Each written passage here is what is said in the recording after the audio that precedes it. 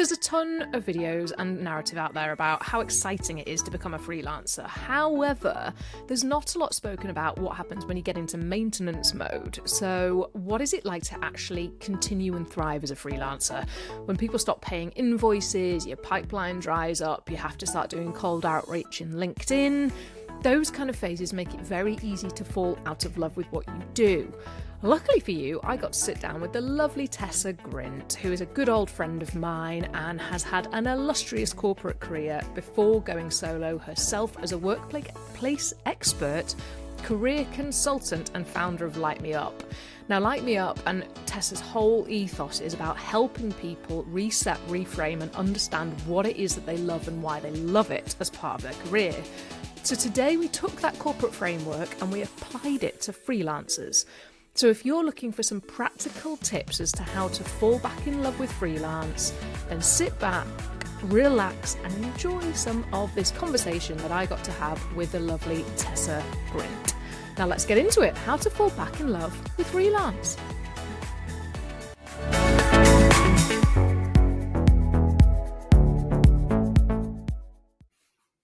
Good morning, lovely Tess Grint. How are you doing? Very well, thank you. How are you? I'm very good. Welcome to the Action Effect, where we talk to people who've taken action and done cool and hard things. For those of people listening, Tess and I go back a frighteningly long amount of time. As in sixth form, I know. So we were in sixth form together.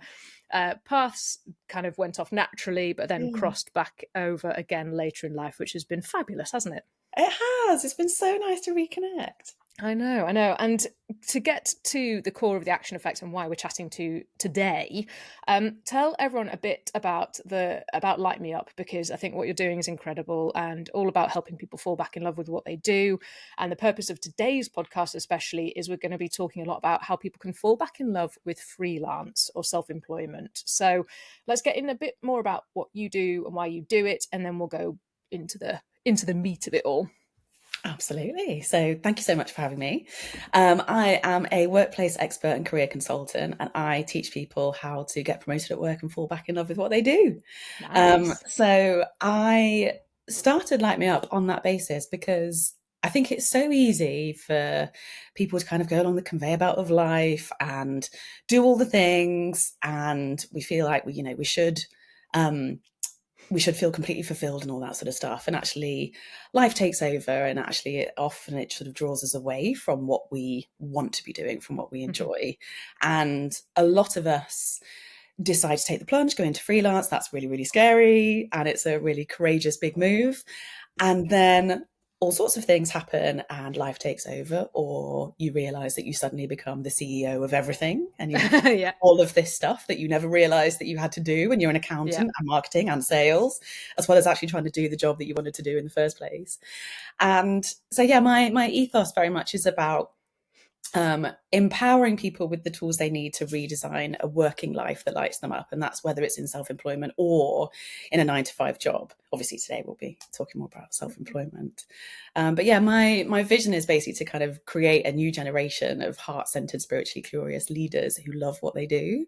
And I think, and that sort of really ties in with how I work as well, which is basically kind of leveraging the incredible power of science, strategy, spirituality, and a little sprinkle of magic, because that quite literally is where the magic happens. I love it. No, I love it. And I think, like we talked about before, just before we jumped on here, actually, there's whether you're in corporate and, shiny new job or shiny dream job, or whether you're freelance, that shiny object syndrome will wear off. Yes. And, the first quarter of your new corporate role, and you're in a beautiful office and you've got you've got all of the introductory stuff. So it's quite an easy entry and, learning systems. Or as a freelance, everyone's so excited for you because they're like, oh my God, you've taken the plunge. How are you doing? And we might have some work for you, etc. Actually, within the next month to 2 months to 3 months, hardly any of that exciting work will come to fruition. Let's just be realistic, because people get far too overexcited. And then you get into the doing and the maintaining. I think the word maintenance naturally just generates a sense of boredom. Yeah. But ultimately, that's what it is. If you want to maintain a freelance career or a career in general, there are elements that are going to be boring, Yeah. and you're going to at some point forget or lose sight of why you're doing it, how you're doing Yeah. it, and the love for it. So tell me a little bit about your actions and how you work with people to help them refine that love for what they do. So the first thing is, I love a formula. So this is where like the simplicity comes Okay, in. So it's very right. much like a Zoning step-by-step in. piece. So the first thing is always like, just comes back to what you want. So whether you're in corporate, whether you're freelancing, if you're Yeah. unhappy where you are, what do you want? So that's Yeah. kind of sit down, take some time to reflect, which none of us do because, life is Mm, busy and, just kind of the day takes over, family takes over, whatever, all sorts of commitments, responsibilities and stuff. So first of all, it's always about take some time to reflect on what you want. yeah. And this is literally kind of there's a few exercises that you can do, like think about in 3 years time where you want to be. So with 3 years, it's this kind of magical time period where it's far enough away that quite a lot can change, but it's close enough that you have kind of what the changes that you make right now will directly impact how you get there. Yeah. So if you're Love in it. a corporate job and you're always dreaming of kind of moving out of it, that's amazing. Kind of write that down. Let's get really, really clear about that. Let's think about like what that looks like. Let's get excited about it. I think so many Yeah. people are just like, oh, well, yeah, I went to work. And it's like, you sort of, they just sort of say it with such a tone that's obviously so unmotivated by it, completely disengaged and just don't love it. And Yeah. I find that so sad because actually Mm, what we don't realize is the impact that that has on so many other parts of our lives as well. So when we don't love what we do, again, something I teach is like across the sort of 6 key pillars of life. So like physically, you're not going to feel great. Mentally, you're really not going to feel great. yeah. Socially, it's going to be one of two things. You're either be out in the pub all the time or you don't want to see anyone at all. And you're going to be accepting, Yeah. a below par paycheck for actually where your value is. If you don't like what you do, Mm, you're not working towards your strengths and what you love. And emotionally and spiritually and stuff, you're just not going to be in tune with anything that's happening around you. So that's a yeah. really important part of it as well. And this is, I think, part of getting clear on what you want is like realizing the impact that you're having right now by Yeah. accepting a job or a situation that you don't love that sort of Hmm. impacts so many other areas of your life. So yeah, so Yeah. the first thing always is to get clear on what you want, and then the second bit is kind of so I, like I said, very much believe in sort of the power of strategy, science, spirituality, and a little sprinkle of magic. And Yeah. the sprinkle of magic and the spiritual side is more about kind of remembering that you have the power to change this, and actually only you. And I think Yeah. it's also a really important point around like freelancer life is also like, you have to be responsible for this. You have to get up in the morning and do this. And Yeah. you have to be the one that's, got the discipline and stuff. So step back into your power. Stop blaming other people for the fact that the situation perhaps isn't what you want it to be. Yeah. I, for many, many years, blamed my manager for being a dick. And actually, it Yeah. wasn't at Yeah. all. I was just, hiding behind the fact that I wasn't taking responsibility for it. And again, a huge part of this is around mindset. And this is Yeah. just kind of getting into that frame of mind that you have the power and you can make the change. So Hmm. once you've got clear on what you want, then you think about, kind of how you're going to make those steps to get there. And there's Yeah. lots of other kind of ways and routes you can go on from there, but they're always kind of the first sort of 2, 3 main things, like Like it. prioritizing your physical health, stepping back, taking a bit of time to kind of realize what it is that you want, and then taking responsibility, basically checking that mindset. Nice. No, I like that because there's that natural affiliation between the word work and the word misery. Yeah. Like, it's like we just go to work to be miserable, and bearing in mind we're there for however many hours a day, and especially Yeah. with people returning to the office 2-3 days a week, you're Yes. adding back in that commute as well. I 100% appreciate what you're saying about that clocking in of realizing the impact on yourself. Because Mm-hmm. I know, looking back, when I was still in corporate, not happy with where I was in corporate, it would be the first thing I talked about when I got through the door. I'd be offloading my boring, completely unrelatable like misery to my Yeah. poor husband, who's a builder who can't for the life of him clock into digital marketing. Yeah. So he's just hearing me complain. The flip side, I mean, he was in a simpler position in his mindset, but that aside, the energy that you give off, and I'm not I'm not a particularly spiritual person, but I do clock into the ethos behind it. Yeah. And I totally now, on reflection, understand the energy that you give off is just Mm. miserable and down Yeah. and dark when you're not in, hence your, light me up amazing. And sometimes you don't realize that Yeah. until you get really, really, really far into it. And then you're like, holy shit, I've been here for 5 years and I hate it, or 10 Yeah. years and I hate it, whatever. So that changing and that shifting, and that doesn't matter if you're in the four walls of corporate or if you're in freelance, you get into that hamster wheel. And Yeah. before you know it, you've lost 5 years. Yeah. And it's like, well, okay, Totally. how do I re-engage? So if you're kind of, I know we kind of talk about lifestyle factors, obviously, like start at base, like entry level, sort your Mm. lifestyle out and physical, etc. Yeah. But in terms of say a corporate environment, because we'll touch on freelance as well, but what kind of actual practical tips do you say to people about that moment where they go, okay, shit, I need to change something, what do I need to do?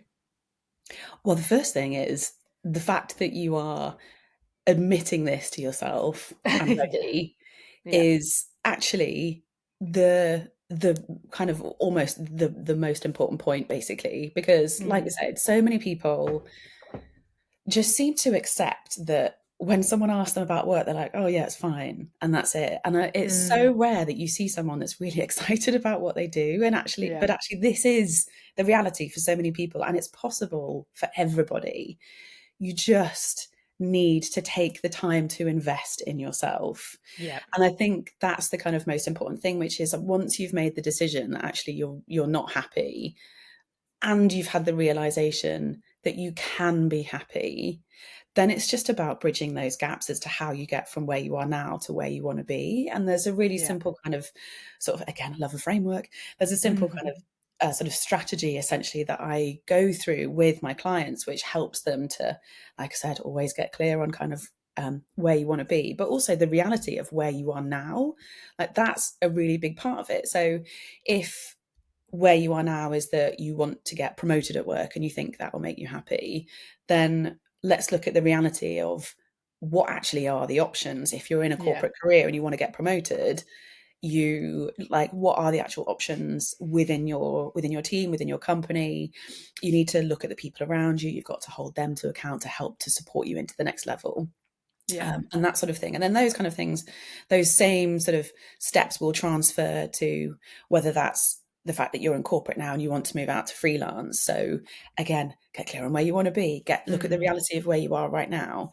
And it might be that actually you can, again, one of the most important things that we look at really often is kind of how you can make space right now for the new stuff that you want to bring in. And mm, as with everything, you can usually delegate, automate, or outsource. So, what can you delegate to someone else in your team? What can you automate? We are in the age of AI. You can probably automate 90% of what you're doing, yeah, yeah, apart from the thinking stuff. Even that AI can, and ChatGPT can support you on that.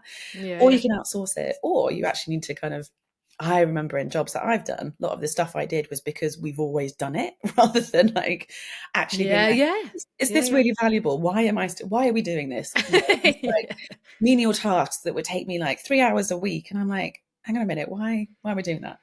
So yeah, yeah, so kind of making space to bring in whatever it is that you want to get to next by automate, delegate, outsource stuff. And yeah, then once you've done that, speak to people around you. Like I said, if it's a promotion that you want, then you've got to go to your manager. You've got to get them on side. They're going to need to be your biggest advocate when it comes to the end of the year to getting promoted. If you know you want to move out of corporate and you want to start your own thing, surround yourself with people that are already doing mm, it. So I've done it before, and that, the advice is the same in lots of these groups and stuff, which is, I've said to someone, I want to start my own business, and they're like, oh, that's really scary. Why would you do that? Like that's, and they mm, get in your head and they start to put you off. And actually, if you say it somewhere else, and I did a strategy day with one of the groups I belong to back in November, and I was like putting really big numbers out there and things that I want to achieve in the next few yeah, years. And not one person laughed or anything. They were just cheering us on. yeah, It was so wonderful. So it's about kind of finding your tribe for the next stage. So for the people that are going to mm, get you there. So like I said, depending on sort of what route that is, it will look slightly different. But yeah, that sort of step of that kind of plan is the same, which is find the people that are going to help you get there. And then you've got to, do the work on yourself. What do you actually need to do? Like, the actual strategy of it is, how do I get there? And I think what puts a lot of people off is when they're like, well, in 10 years time, I want to make £1 million in my own business. And it's Yeah. like, okay, that's great, but that's really overwhelming if you think about that from where you are now. Yeah. So let's keep that in mind as a goal for the future, but let's look at what that looks like in 3 years. So if you want £1 million in 10 years, let's split that into three. So you're looking at 300 or 1,000, whatever, in the next 3 years. And then let's break that down a bit further. So what does that mean in a year? That's £100,000 you want at the end of this year, if it's just a financial thing. And then we've got to think about the reality of how you get there. So what are your next 3 steps? And it might be as simple as hand in your notice. I wouldn't recommend that if you haven't got anything set up. But it might be, do a sort of, like I said, a time management, like a diary study type thing, and look at all of the things that you do in your week and where you can make space for bringing in the new stuff. So you need to make space to do things differently. And that's probably a really good kind of first step, which is take step back to kind of reflect on where that space can be, and then start to think about how you move some of that stuff out so that you've got more time and space to bring in for either building a side hustle or a business, or building leadership skills, or whatever it may be, to step up to the next level if you're still in corporate. Yeah, no, I love it. And I think the reason I wanted to dig into the corporate stuff first is that whilst, in the freelancer world, we're like, oh, we've all escaped corporate, it's brilliant. Actually, corporate has a flip of a lot that we need to be grateful for. Oh God, yeah. Because if it wasn't for corporate life, I wouldn't have even known how to, apply a folder structure to my admin, never mind write a contract, when to invoice, how to pitch, how to make a proposal. So not just from a growth perspective, but just from a maintenance of day-to-day business, we have an awful lot that we can learn from corporate. So whilst much. we And did actually, sorry to interrupt, but I was going to say, I didn't realize how much I had learned from corporate until I met people, my husband, who set up his own business, and he did the corporate thing, but in a very different way. He was sort of kind of on a sort of sales side of things. So he never really had to learn like exactly how you say, like how to, so simple, like how to put together a simple spreadsheet, which of course, if you're running your own business, you need your own P&L. You need to know how budgeting works. You need to know how to forecast out for the year so that you know where you are with, how much you're spending and stuff like that. And putting together a PowerPoint, like he just doesn't know these things. And it's like, oh God, let's get you on some training. But also, wow, so grateful for the fact that I so take these things for granted. Yeah, 100%. And I think even as part of, recentering and refinding your love for freelance, it is to take a step back and just remember how much you already know. Yes. It's really easy for you, when you've been doing it for a few years, to go, oh God, this is dull, or this is, I hate this bit, and then you speak to someone, say you've been freelancing for 5 or 6 years, and then you speak to someone who's new to freelance. The amount of transferable skills you can give them, it's like energizing in itself to actually be able to articulate what you know about freelance and what you've used from corporate, and what you've learned and it's gone really well, and what's been really bad. And as soon as you start vocalizing what you've achieved over the last few years, it almost gives you that bit of re-energizing in itself, because it's very easy to think, oh my God, this is just rubbish, or I don't like this bit, so I'm losing my sight of why I'm doing it, etc. But as soon as you start talking to someone who's new to it, and they're really excited and they want to talk to you because you've been doing it for 5 years already, it starts to give you that little bit of kind of re-energy. But definitely. But I think those frameworks that you speak about are so relevant to freelance as well, because it's very easy to get lost, like you were saying, being when you're CEO of everything, to get lost in the melee. So to take a step back, and it's like, well, even to take the step back, it's like, well, how? Because I have to do everything. So I think introducing a new framework is so refreshing. It's something a bit new.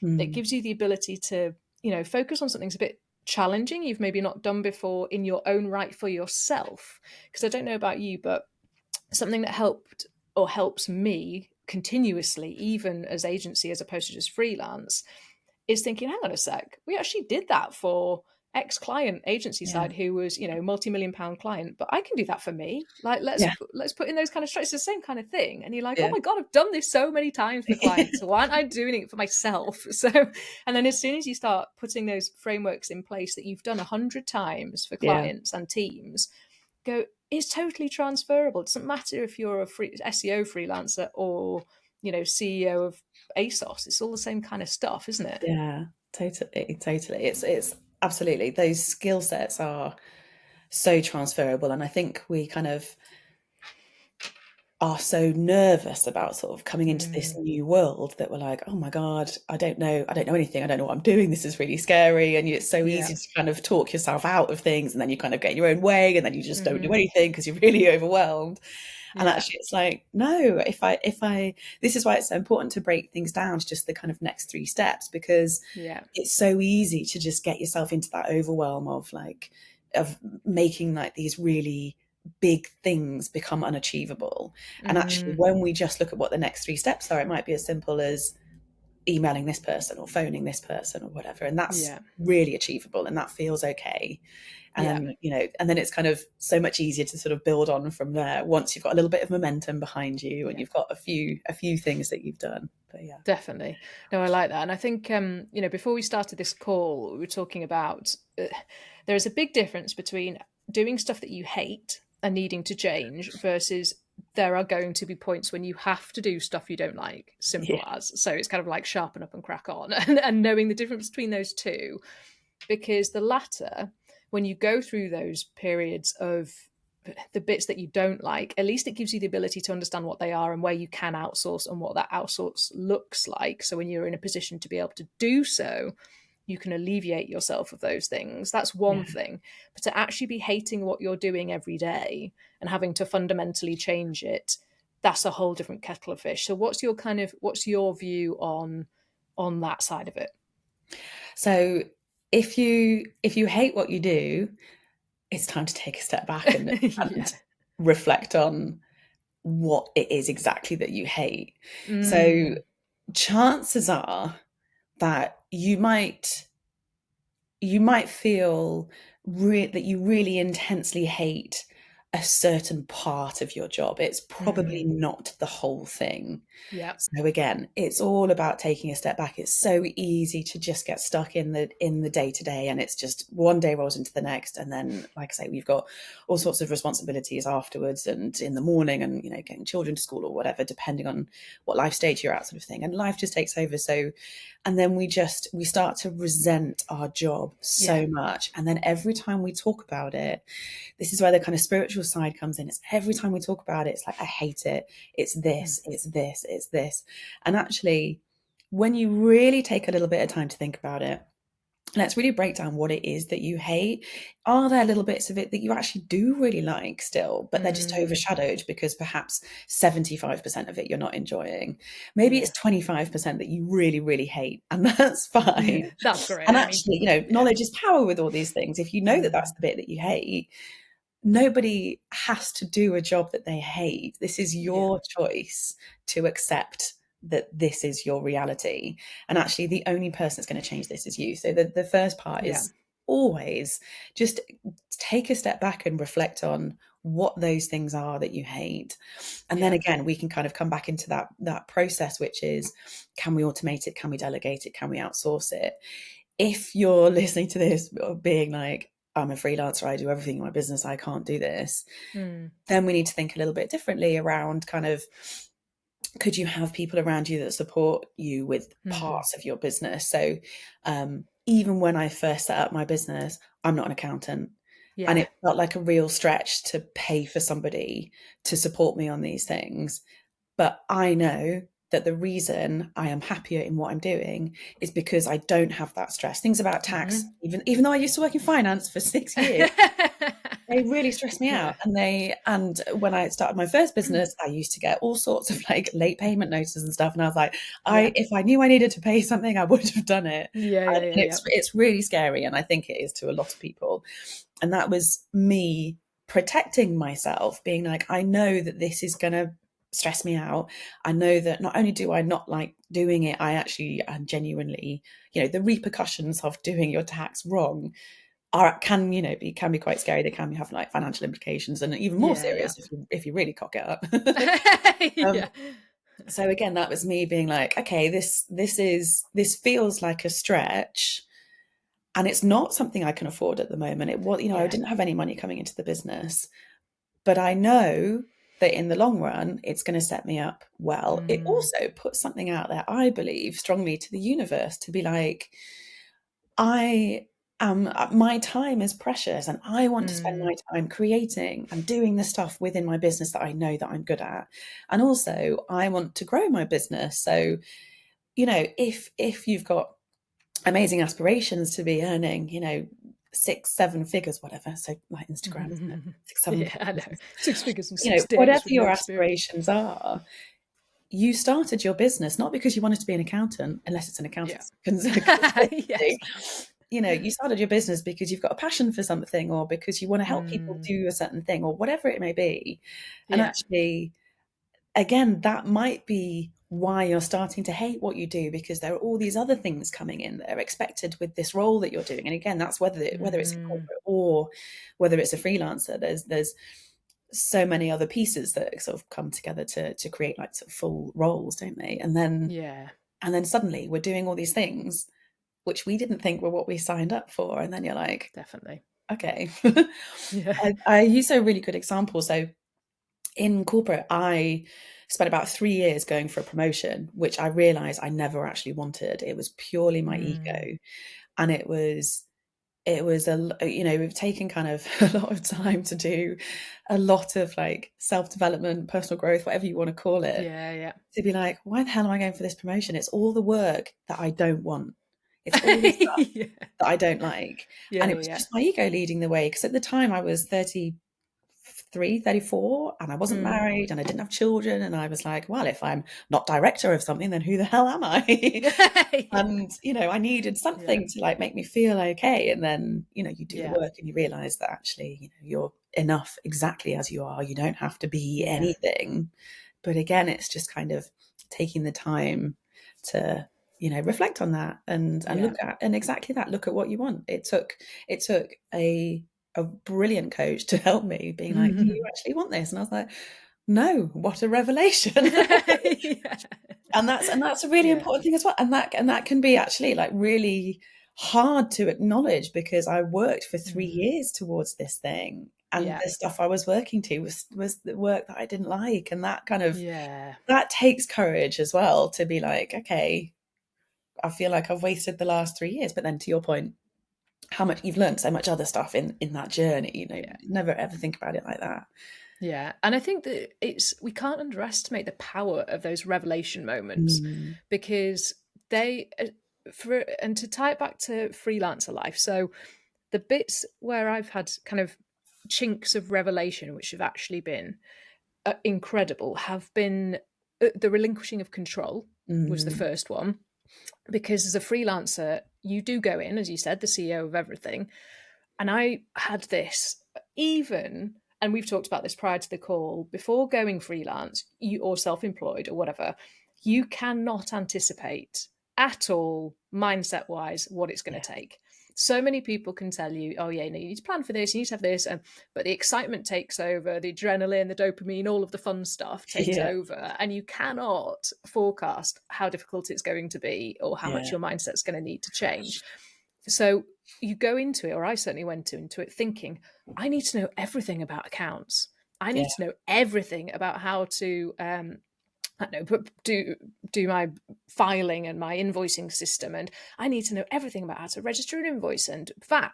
No, I don't. There's like 50 billion accountants out there Yeah. who know this already. Yeah. So, and as soon as you have those revelations, you actually realize how obvious it is. Yeah.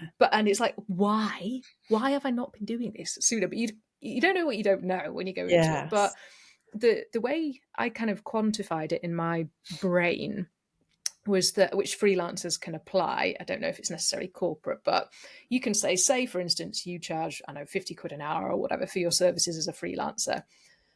and you are not an accountant, but without an accountant, you're going to be spending, say, 10, 15 hours a month trying to Yeah. do accounts.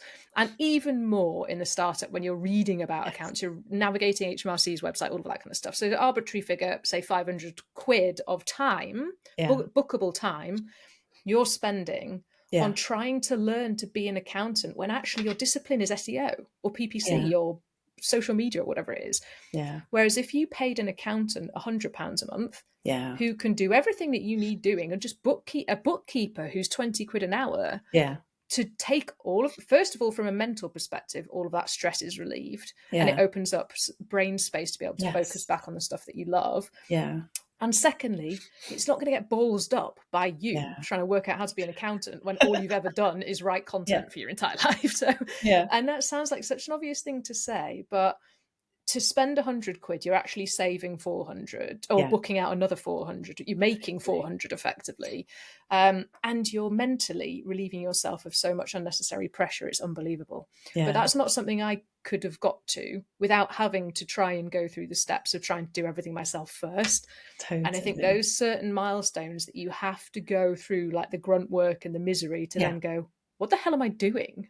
Like, seriously. Because there comes a tipping point where you're trying to do all the things. Yeah. And then you realize that actually either you can't do them, or actually you don't have the time, or you're not qualified. And actually you trying to do a tax return when you've never done one before and you don't have 5 hours to read around how to do it properly before you even start to fill it in. You know, you don't have the expertise, you don't have the time.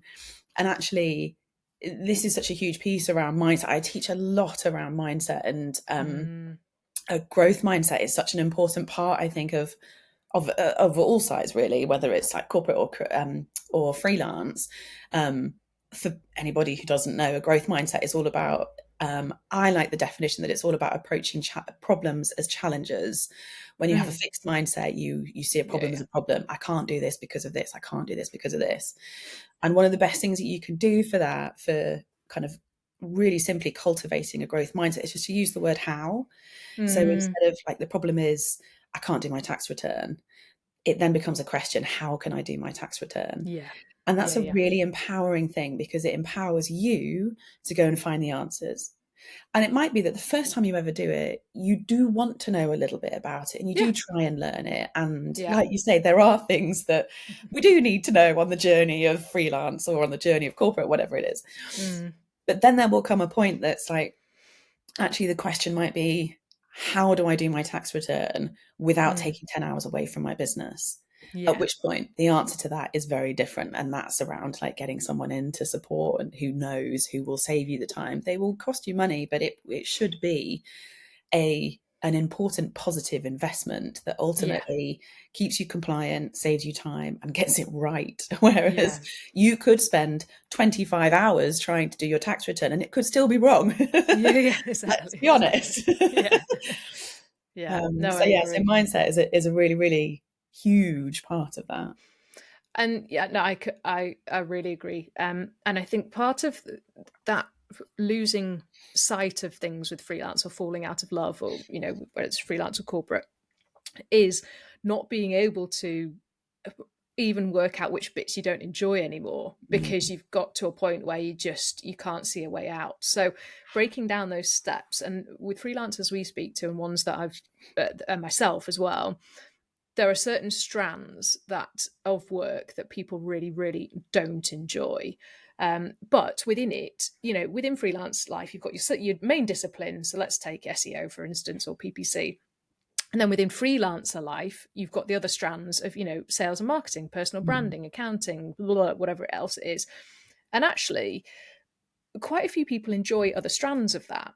So you might be an SEO or a PPC, but you might actually quite enjoy the account side of it. So don't worry about that. If if it's not a big deal or a massive mental blocker, like if I see a number, my shutters go down, game over, like disengaged.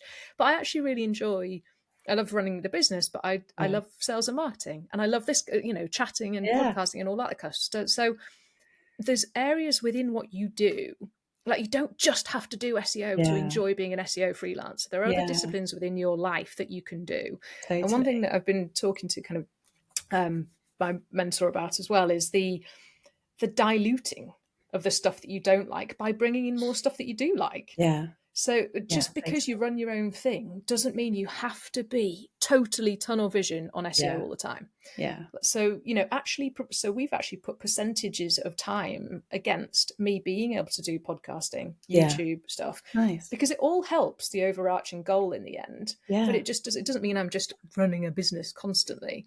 And the freelance is the same. So kind of don't feel guilty about the fact that you actually quite like doing your personal brand on LinkedIn, or, you know, stepping away from that core discipline, because then when you realize what you do really like, you can start to up the percentage of that stuff, and then go, right, bookkeeper for that bit, you know, someone else, AI to help me craft sales outreach messages, because I think within freelance, one of the biggest areas or disciplines that new freelancers hate and take for granted when they're agency side is sales. Like, if you haven't come from a commercial background, selling yourself is really tricky. It's really and I didn't realize, it's really scary, isn't it?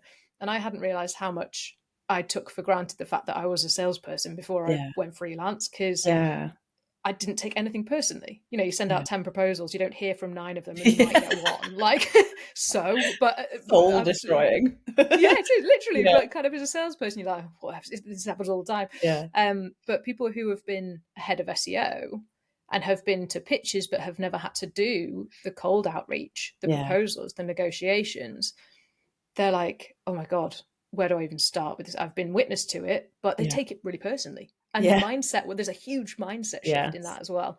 So to go back to your point about mindset, it's that leaning into stuff that you love, not feeling guilty about the other stuff that isn't 100% dedicated to your channel, and then actually embracing that so that you can dilute some of the stuff that's not as fun.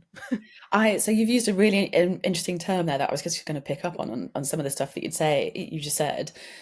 I was going to say, if you're an SEO expert, you set up a business and you suddenly find that you love doing stuff about personal branding, or you love doing sales, or you love doing this or that, I would say that phrase you've just used, lean into that. So whatever it is that you love, there's nothing to say that your business can't evolve to also offer those services, or to also you know, do some more of that, or whatever that thing may be. So you could, in theory, if you're an SEO expert but you love doing the personal branding side of things, there's nothing to say that you couldn't bring out a product or a course or something or a service that's like building a personal brand for SEO specialists. So you combine both of those things, and that is an amazing niche that you're able to kind of, you know, bring those two things together. So that's bringing together your strengths, it's bringing together what you love, and it's actually something that you can make money from and something that helps other people. So that right there is exactly the sort of stuff that you need to be leaning into, because every single thing that you do is a little signal on what you love. And if we start listening to these signals and we take a step back and we're like, okay, I'm getting a signal over here that I don't love this, but I do love this. How can I actually like slightly evolve my business model, or slightly evolve some of the products that I'm offering, or slightly evolve some of the services that I'm doing, or maybe, you know, start showing up on social media sort of thing. And I think that's really exciting. So listen to all of those signals would be my advice for that. 100%. And to go back to your kind of definition of growth and approaching things as challenges, when you start to recognize those bits that you like and you can lean into, the growth mindset kicks in and goes, well, how can I make some form of commercial return on this? And because I genuinely know what I'm talking about, I am actually passionate about this element of what I'm talking about. And I know other people need it because I've needed it before, or, you know, I've helped, or whatever it might be. So as soon as you start layering up those levels of expertise, authenticity, it becomes so much easier to kind of almost productize your expertise and sell it, because it's genuine. And it's come from a place of deep knowledge and experience and growth, which people who can't, it's exactly the same as us needing, you know, hiring an accountant immediately. Because they've had 20 years in the game and they know what they're doing. We've had 20 years in SEO, but have managed to pull out actually, I love SEO, but I love SEO for e-commerce, for fashion Yeah, brands and whatever. And it's exactly. carving that love Yeah, within the discipline to yeah, help you keep your motivation and keep your drive yeah. to keep staying in love with what you do. And it's also, I don't know if you've heard of the Japanese concept Ikigai. I think I'm saying that right. An It's Ikigai. That sounds Ikigai, like I someone I think. tried to avoid in Yeah. like Infernos in Clapham on a on a Saturday night. Like, It's no Ikigais around here, thank you very much. Ikigai. That's so good. On the flip side, the Japanese concept of Ikigai is basically about finding your ultimate purpose and fulfillment, or magic, Mm, as I like to call it. And it's a Venn diagram of where four things intercept. One of them is what you're good at, one of them is what you love, one of them yeah. is what you can get paid for, and the fourth one is what the world needs, and or like helping people. So if you can lean fully into like carving this niche out, which is Mm, all of those things, then this is where you will find ultimate purpose and fulfillment and presence, yeah. love and joy in what you do. And that Mm, is really rare. I think that's what very, very few people do. But yeah. ultimately, if you want to love what you do, that's what you've got to go for. Yeah. And I think it's important as well to note that doing this at this kind of this I don't know, process or however you want to define it, isn't just a one-time thing, I don't think. Yes. This is like a Yes. continuous evolution, because I've been going through it for the last couple of months, or kind of probably last 5-6 months ish with interim. I went through it as a freelancer, and because I know my brain and I know once something's been achieved and we've unlocked a next level, it's like, bye bye, shiny syndrome, I'm going to do something Yeah. else. But actually, I can't do that with interim Yeah. because it's a much bigger entity, and I need to maintain focus. I need to enjoy it in some form of flavor to Yeah. keep it going. Totally. So the bits that I was finding dull was the maintenance. Yeah. We're out of startup phase, we're out of defining process, and the Yeah. processes will evolve, but they're kind of defined. We know what we offer, so it's not really all of the new shiny stuff, which is so brilliant. I mean, it's an amazing place to be that it's all Mm. kind of ish slotted into place. I now have to unlock the next shiny object syndrome bit of it, and within that, what does that look like? So it's marketing, it's sales, Yeah. it's getting more people to know we exist because we know we're needed. And I'm going through exact same process as a freelancer would do, who's maybe 2 years into their journey and Yeah. gone, it's the first time they've got no work on the board. Yeah. Potentially it's the first time referrals have dropped out, or they've lost 2 clients in 1 month that's had a massive impact on their bottom line, or whatever situation they find themselves in has pushed them to the point of no longer loving it. And I think it's important to note as well that actually it's not just always about corporate jumping to freelance, Mm. because a lot of the time it can be about freelancers going, well, actually, I've got to the point where I can't find anything else I love about this Yeah. anymore. Yeah. I am sick of chasing people for invoices. I'm sick of clients letting me down, because it is personal. It's not the agency that letting them down. It's me.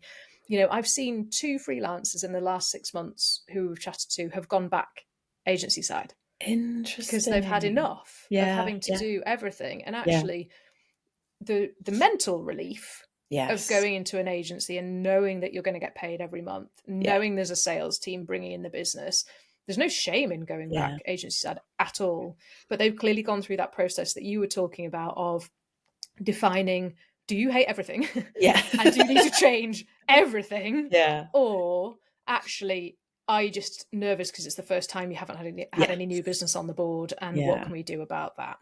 And I think it's important as well to take into account life stage and phase. So that has a Yeah. huge impact on stuff. So I actually wrote an article about this probably nearly a year ago now, which is like it was the ultimate pros and cons list for corporate life.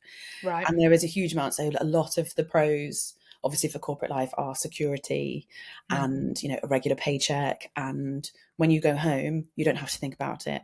You don't have to think about new business. You don't have to be 17 different hats in one role kind of thing. Yeah. And that obviously is really appealing to a particular life stage, perhaps like, if you've got young children and you have huge demands, or you're perhaps caring for elderly parents or something, you have huge demands outside of what you do. You don't have the headspace to be thinking about the fact that these contracts are coming to an end and now you've got to pitch for new business and stuff, and you don't know if that's going to be like, you know, a couple of months without a salary, for example, kind of thing.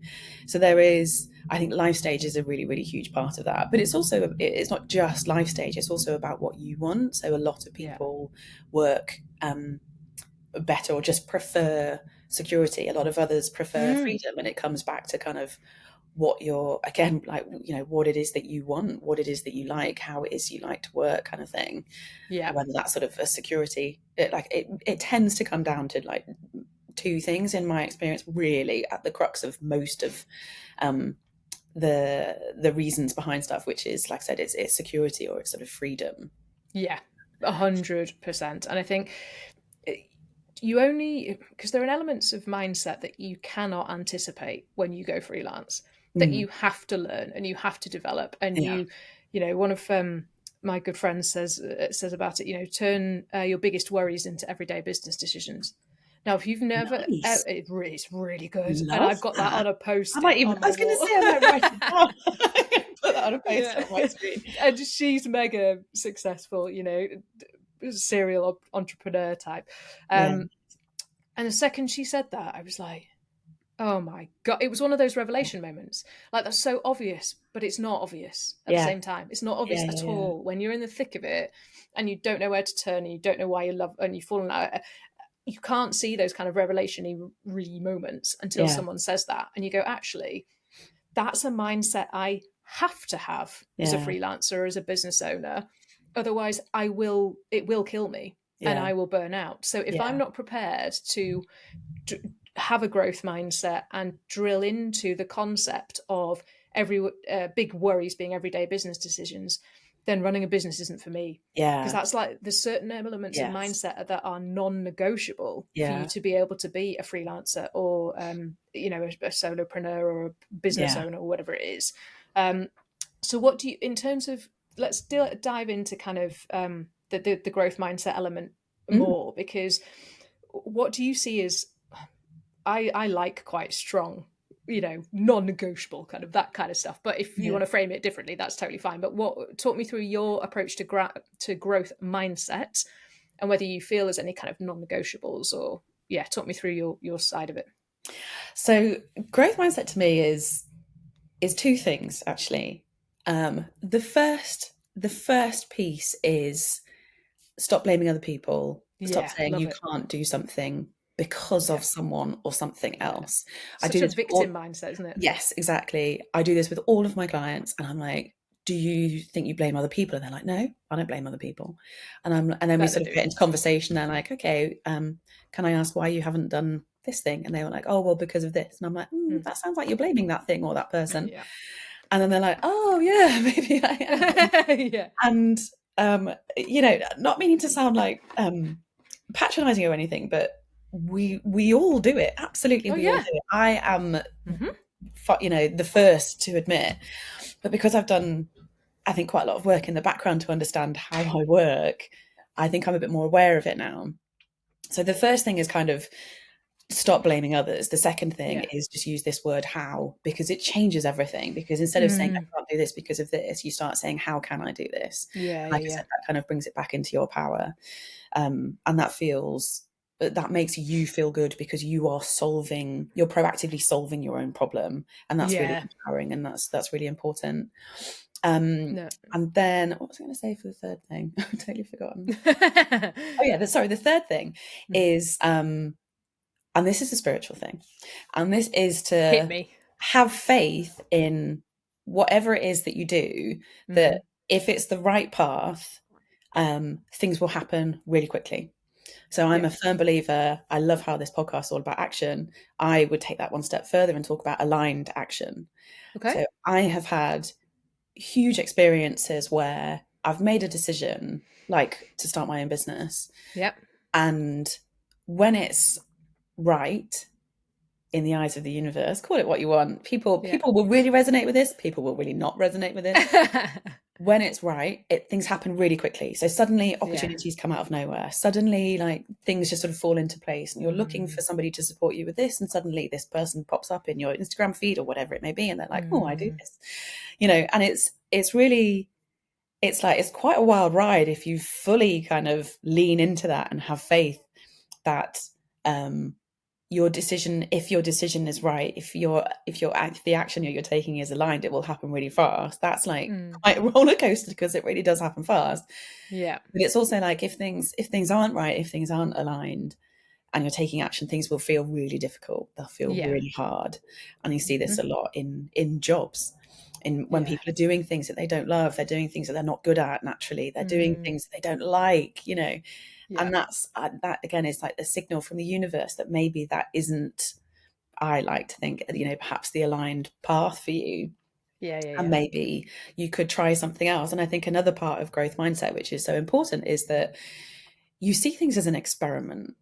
So don't see things as like this big, scary step into something. It's like, Yeah. I'm going to experiment by talking a little bit more about a business, or like talking a little bit more about earning more money, or talking a bit more about finding an accountant, or talking a bit more about Yeah. making big, scary decisions, or whatever it is. And the more you start to talk about this and kind of step up into it and change that mindset, the more things will be attracted to you to help solve that problem. Yeah. Yeah. And Yeah. it's just kind of see things as an experiment. And that's a really, really huge thing that I used to do a lot of in my corporate job. I worked in digital marketing for, I don't know how many years, 7 years, 8 years. And more specifically in growth marketing. And it was all about doing really small experiments for incremental growth.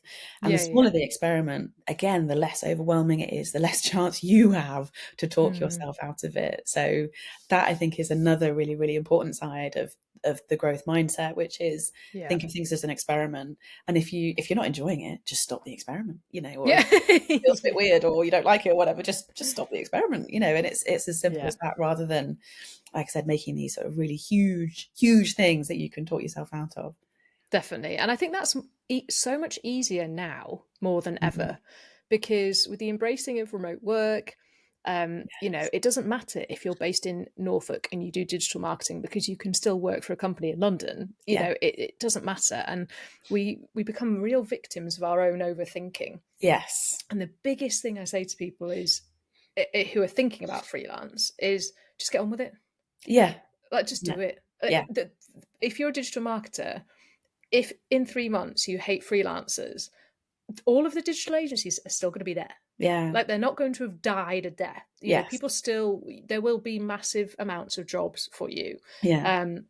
You might have to do quite a few interviews, you might have to rethink, but when you take away all of the overthinking, all you're doing is trying out freelance. Yeah. Do you like it?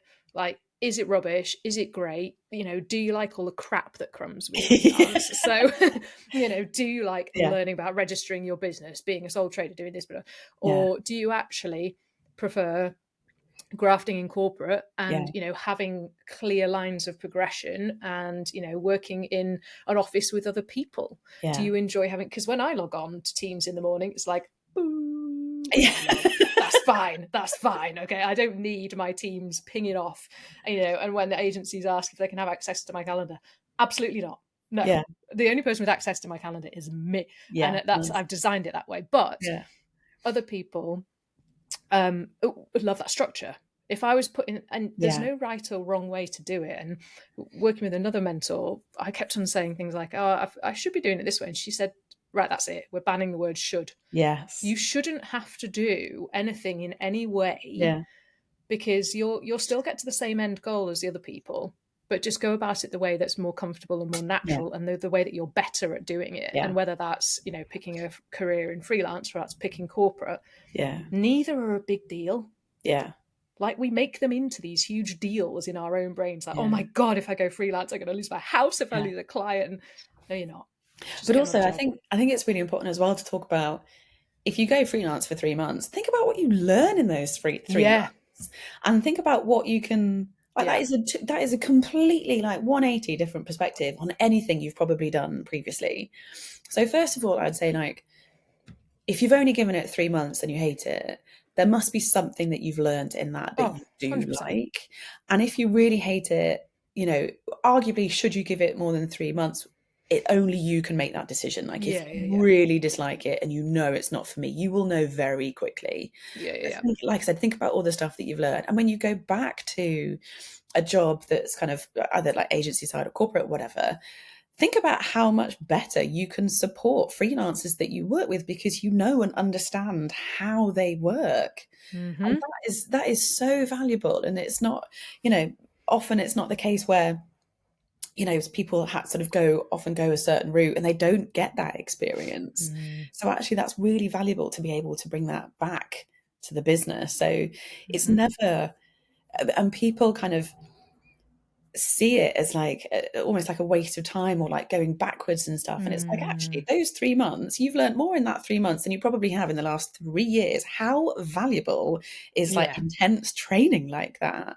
And actually, like I said, it might even open doors for a slightly different role that you could go back to. So like supporting freelancers, because you understand actually like their main problems are the fact that, they worry loads about stuff, or they don't know where the next job's coming from, or they need support from like other like skill sets, like we were saying about accounting and stuff. And you will now have that first-hand experience that you can take to make you better at, or even evolve your role yourself and do something slightly different to support them. Definitely. And that's kind of why interim exists as well, is because we've all seen both sides of the coin. Yeah. The whole, I always say, and it is subjective, but my belief is the best freelancers have had significant agency experience in digital marketing. So we, specializing in digital marketing and interim, because then you can approach partnering with agencies with a level of empathy. Yes. These teams are under immense amounts of pressure. They've got clients shouting down their throats. They've got senior teams putting targets over their backs, all of that kind of stuff. So as a freelancer who's been through that already, the last thing you want to do is add another layer of pressure by missing deadlines, being a crap communicator, all of that kind of stuff. So it just, as you said, it adds another, it doesn't matter if you go back or you love it or you don't, what you learn from it is so valuable. The only people who won't learn from it are the victim mindsets, who are, freelancer was crap because my clients were dreadful and they never paid. And you see all of this ridiculous narrative on LinkedIn about how hard freelancing is and how awful the market is. Well, no shit. Of course it's hard. You've chosen to work for yourself. Like, what do you think's going to happen? Do you think it's going to be rosy? And do you think it's going to be incredible? No, it's going to be really hard. So if you go out on LinkedIn and say, the market's so hard, shut up. Right. The market's hard because if you spent less time talking about how hard the market was and more time doing sales outreach, you might have a few more clients. So is that kind of... So I would add another spiritual side to this, Ginny. Oh God. Okay. So I assume you've heard of the law of attraction? I only from, isn't that like a Channel 4 program from 1997? Like Take Me Out, but like the old version. Excellent. So the law of attraction dictates, so the law of attraction is one of like 12 universal laws of the universe. And the law of attraction dictates that what you put out is what you attract. So if we talk about our jobs being really hard, if we talk about the market being really shit, if we talk about the fact that there's no work out there for us in our role, whatever it is that we're doing, the universe, that is what we will attract back to us. We will attract back that as our reality. So I would suggest, if you're listening to this and you're feeling that right now, that you do a little experiment. And for the next week, every morning you get up and you say out loud, or to your partner, they may think you're a bit weird, but whatever, or to a friend, or just I do it. I'm going to sound really weird at the moment, but I do it on my walk, on my own. I just say out loud to the universe a few things. We have a little chat in the morning. That's good. And I say things that I'm grateful for, and I talk really positively about what I want to happen. So every time, try and catch yourself, try and bring a bit of awareness to the words that you use about your reality or about the future. Because what is it? There's this incredible phrase I learned, which was when we describe our present, we prescribe our future. Say that again. Let me digest that. When we describe our present, we prescribe our future. Get you. So what we talk about now is what we prescribe is going to happen in the future. So it's Yeah. absolutely the law of attraction. That's kind of the sort of definition of that, which is, so if I say right now that I'm going to have a really shit day and it's probably going to rain and blah, blah, blah, blah, and all these sort of things, and then that kind of becomes a self-fulfilling prophecy because I talk myself into a certain mindset. Whereas if I say, I'm going to have a really good day today, Yeah. and this is going to be a really great week, and I love my job, and I'm so pleased that I'm getting clear that these are the areas that I enjoy more or whatever, so I'm going to lean into these, and because I'm leaning into these and what I like, I'm probably going to attract more clients because, you know, this is kind of my space, this is where I want to be, and all that sort of stuff. Yeah. So do an experiment. If you find yourself falling into that trap of being like, you know, everything's shit, the market's shit. I mean, everything in the world right now is a bit shit. Yeah, exactly. But and it's really hard to not get caught up in that. It really Yeah. is. So try and watch less news, try and watch Yeah. less media, be really kind of careful about curating your own social media feed and all these sort of stuff, things that we know we need to do. But it's Yeah, really yeah, hard to not get sucked into them because these things are created for us yeah. to get sucked into. So try and spend a little less time interacting with the negative stuff and try and do an experiment with some positive language and see if that Yeah. makes a difference, because I promise you it will, even if it's just that you feel a bit less grumpy. Yeah. Because when we Yeah, when yeah. we talk about when we use really negative language all the time, it's really hard not to say that and feel a certain way. 100%. I literally couldn't agree more. And even as a non-spiritually trained, I completely agree. Yeah, No, I completely agree. And I don't have anything against spiritually. I think my brain just, it needs like complete, clear, like right in front of me for me to yeah, kind of clock into it. But it's all the same kind of stuff. It's just how you frame it. yeah, Like, so for me, I completely agree with that. And if there's any other people out there who are similar to my kind of just like factually as opposed to spiritually, mm, I have personally done exactly that and have been that person who has used negative language before and ruminated negatively on my own bad thoughts yeah, and just spiraled yeah, into misery. And yes, the only way you can turn that around is turning your brain around and yeah, your mindset and your thoughts. And from a commercial perspective as well, for a freelancer, put yourself in a client's shoes. Like, who's a client going to want to work with? The guy whinging about how awful the yeah, market is, or the isn't it? girl who's saying how, freelance is tricky, but we're all in it together. And here are some things I've deployed Yeah, to make my life a bit better and to help yeah, me find some clients. yeah, And they're both saying the same thing. The messaging is the same, that the market's hard. That's the same thing. yeah. But one person is whinging, the other person is giving tips and tricks as to how to make the best of a bad situation. Yeah, And as I a client, think, who are you going to work with? isn't it? Because there is no doubt that that will come across in your pitch as well. So you'll feel, if you're in this kind of negative headspace, you might come across desperate. You might come across Yeah, like you really need the business. yeah, And yeah, if yeah, you're a potential prospect or client, that is not a good look. I don't want to work with someone that sounds like they're about to go out of business unless I work yeah, with them. yeah, yeah, yeah, That is not a nice vibe to kind of start a relationship with. Whereas if you go to someone they call it like with or without you energy, don't they? And it's like, I'm going to do this thing and you yeah, could join me for the journey. yeah, yeah, yeah. I'm already helping lots and lots of people do this thing. I'd love to help you as Mm, well. Let me know, kind of thing. And yeah, that is such a different kind of mindset to, everything's really shit and I really need this business, is the undertone of yeah. what that says. 100%. And the amount of freelancers that I've actually had directly in into kind of my LinkedIn DMs, if you call them DMs on Yeah, LinkedIn, who say I really need some work. It, it it's such a bad opening pitch yeah, line. Like, why would, and in the most, and this is just going to sound a bit brutal, but why would I give, or not give, I don't have work to give. Why would I, include a freelancer in our thought process and our allocation of work and our partnering with key clients who's yeah, opened with the fact that they need work yeah, versus someone who's made the proactive choice to message me on LinkedIn with their portfolio, go, Yeah. I've looked at Interim's website, love what what you're doing. Yeah. They've probably hammed it up, but they said, oh, Yeah. I've seen you've worked with these guys, I've worked at this agency and this agency, Yeah. and I'm really interested in what you do, Yeah. versus, hi, I really need some work and these are my Yeah. rates. Like, Because what? the difference is I want to proactively grow my business. Yes. Amazing. That's a really positive like route to go down, rather than I really need the work because I'm scared my business will fail. They couldn't be more opposite. And like you say, it's that kind of that first touch point where you pick up on that straight away through, and behind the scenes, the truth could be exactly the same for both of those businesses.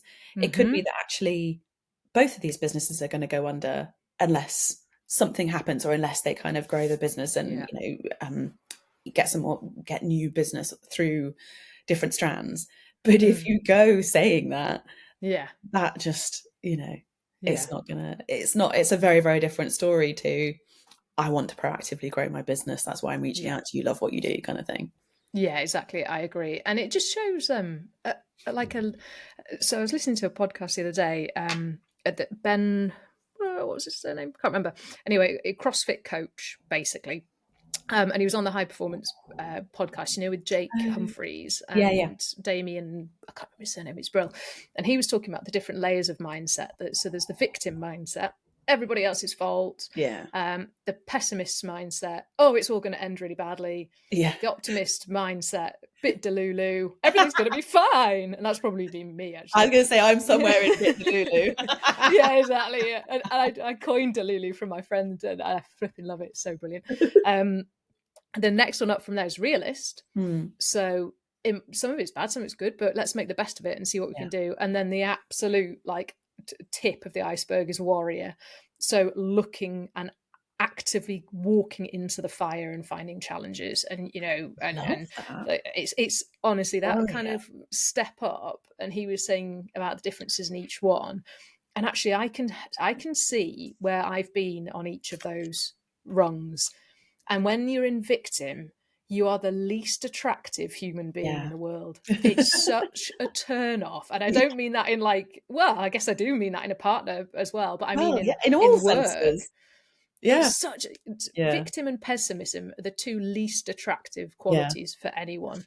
And that's why I like the reality. And if you combine realism and optimism, brill.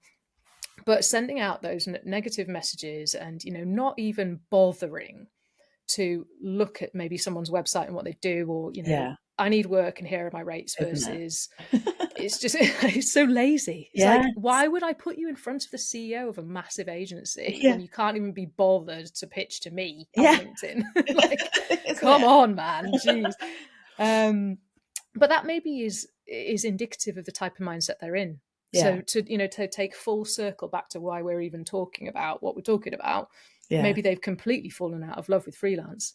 And they just cannot see the light at the end of the tunnel. They can't see the wood from the trees.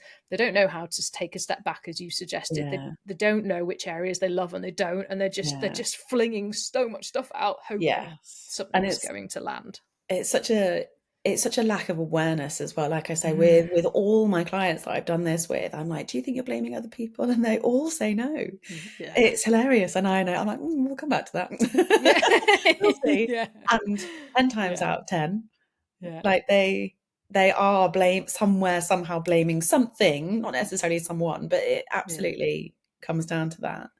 And it's kind of, they all have a real revelation where they're like, oh. And I've had that revelation several times, and I tell you, it's not a nice one. No, same. It's when you realise it's me. No. In the words of Taylor Swift, I'm the problem. Damn it. And luckily I know how to shake it off now. Well, that's I love what you did there. But that's the thing though, knowledge is power. Once you know that you're the problem, you can fix it. Exactly. Cool. So on that note, let's do a bit of a recap. So falling back in love with freelancers, first of all, or any job, but freelancers on this episode, is finding out why you don't like it. What areas of it do you not like? And actually, is it as drastic as you hate all of it? Yeah. Or is it more, okay, you've lost sight, you can't see wood from the trees, so let's take that step back, identify the different elements of what you do and what you have to do, what can be outsourced, what cannot, introducing some of the frameworks that we've learned from corporate life to help us identify those steps. Yeah. Did you want to add anything else in terms of that initial kind of first step for people? One thing I would add actually is around prioritizing your physical health. So we've talked a little bit about the kind of key pillars of life. So the key pillars of life are physical health, mental health, social health, emotional health, spiritual health, and financial health. And physical health is, I personally believe, the foundation of all of that. So if you feel like you hate work, there might be a little bit of, there might be sort of some reflection that you can do beforehand, which is, how do I feel? And is it because of work? You know, are you, let's be honest, are you eating shit? Are you drinking a lot? You know, are you doing any exercise? Yes. Are you sleeping well? You know, all these kind of absolute basics of human survival, because in order to kind of feel good and get mental clarity, we have to start with our physical health. We just have to look at that. And, you know, we're a few weeks post Christmas where we probably all indulged and, you know, probably a few weeks into, you know, new goals and New Year's resolutions and stuff, which hopefully are going well. But physical health is a really, really important part of that, because we won't have a chance of mental clarity if we feel like shit. Basically, it's the simple fact. It's so true. And it's unfortunately, it's the thing that we deny ourselves the most. Yes. Like, until I fully quit the booze, I completely convinced myself that it wasn't the booze that was clouding my judgment. Of course, it was the booze that was clouding everything that I was doing in my existence. But it wasn't just the booze; it was the Deliveroos that I was then getting, and then the lack of exercise because I cancelled the gym because I was hungover. And it's the hangover. Basics. Yeah, absolutely. Yeah, if you look grey and feel like shite, then that's the kind of thing that you'll kind of give off. And I saw on another podcast about a guy saying, you know, who would a client buy from? The sales guy who sat in the pitch sweating, you know, his pints out from the night before, or the guy who's come in and is chatting about the High Rocks event he's planning, or, you know, the hike he's going on with his wife at the weekend, and he's a bit more bouncy and a bit more amenable. And it's, again, going back to your point of, you know, putting what you put out into the universe via this law of attraction. It's in the vocab now. It's in the vocab. Closet spiritual convert. My work here is done. And we'll end there. And you didn't even charge me for that. I know. Exactly. But it's just it's exactly that, isn't it? And in fact, it's quite funny that we've got all the way to the end of the podcast before we even touch on that. Yeah. Because I think people get tired of hearing it because they know it's true. Like, if you're sat listening to this and you're really hungover, or you are 7 stone overweight and you know that you are, or you know, you don't even have to be like overweight, you just might be eating a load of processed food, or whatever it is that you're doing to yourself, you know that's the problem. Yeah. And that's what's so difficult, isn't it? Because we all know that eating those extra quality treats over Christmas and all that sort of stuff are not going to make us feel good, and yet we all do it. And it's only when you realize what's on the other side of it. So like I said, do an experiment just for a week or for a day or 2 days, whatever, you know, eat clean, or, you know, just eat food that you make from scratch, still food that you love. You know, no one's saying you only have to eat lettuce ever again or whatever, you know, all eating too. But, you know, just do an experiment and see how you feel. And so often, I think with so many people, this is a really interesting time of year to be doing this, because if you're in the midst of doing dry Jan and you feel really good, you might be in the midst of having one of those revelations like Ginny did. How many years ago? Was it last year? Last year, just the one. It's just over. Don't say just. That's a bloody massive major achievement. There we go. God. So I'm not allowed to use the word should or just. Yes. You're right. Eradicated from the vocab forevermore.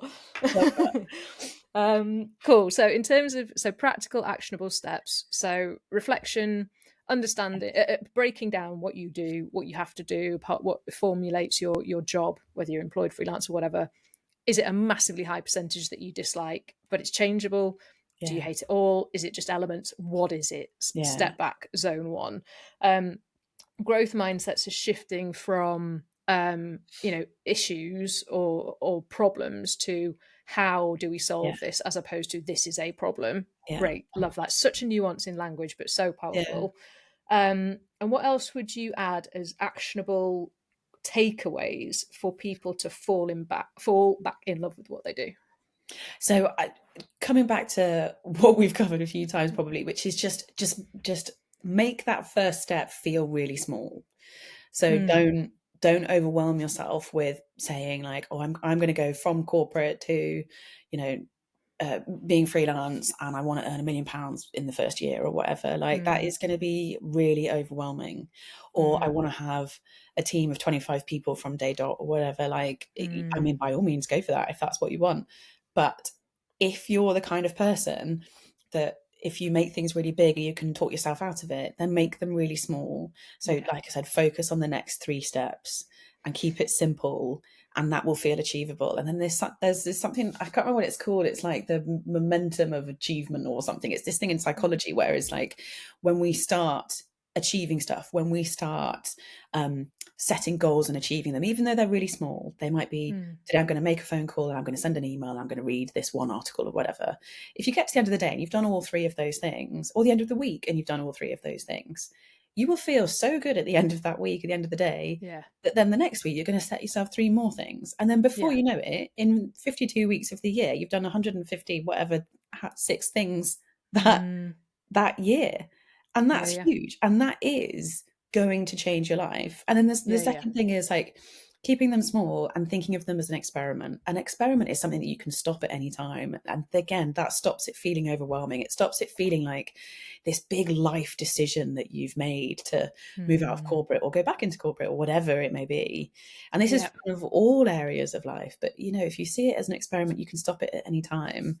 And also just remember that if you're putting yourself out there, you're learning so much on the way. So it's never a waste of time. And again, this comes back to mindset, because if you speak to people with a fixed mindset, they'll be like, well, that was a waste of time, won't they? And then you'll be like, I hate that phrase. Oh God, well it was, that's awful. Why did I do that? Now I feel like shit. And actually that's not the case at all. Yeah. I agree. No, I love that. And, underlying theme to all of it is just taking action. Yes, absolutely. And just doing it. And it's that law of momentum, or the one you just coined there, is similar to that 1% rule. Yeah. Do 1% every day. By the end of the year, you'll have a lot more percentages better. Yeah. You were off. Told you maths wasn't my strong point, but I can't remember what it is, but it's a lot. It's a lot. You'll be a lot better off anyway. Yeah. Cool. Okie doke. So on that note, I think unless we've missed anything, let's end it there. But it's been amazing speaking to you, obviously. I think what you're doing is brilliant, and it's so relevant, whether you're corporate, whether you're freelance, whether you're solopreneur, or whatever else you might be. So thank you so much for joining the Action Effect today. Thank you so much. Thank you so much for having me. I've absolutely loved it. Good. All righty. Well, lovely to speak to you, and see you soon. And you. Thank you so much. All right.